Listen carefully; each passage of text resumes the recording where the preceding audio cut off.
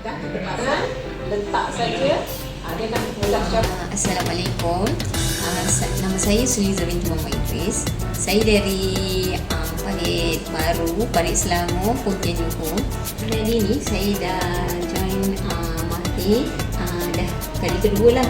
Yang ni yang kali pertama saya join Nadi Mahir masak. Yang kedua ni Nadi Mahir jahit. Pada yang intake yang lepas Mahir masak, saya boleh sampai ke peringkat negeri untuk pertandingan Cooking Star.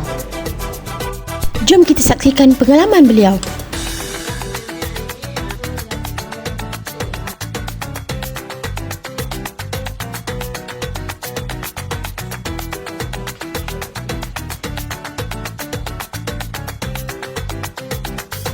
Pertandingan Cooking Star peringkat negeri dijalankan secara atas talian, di mana peserta diadili menerusi kekemasan, kemahiran, persembahan masakan mereka.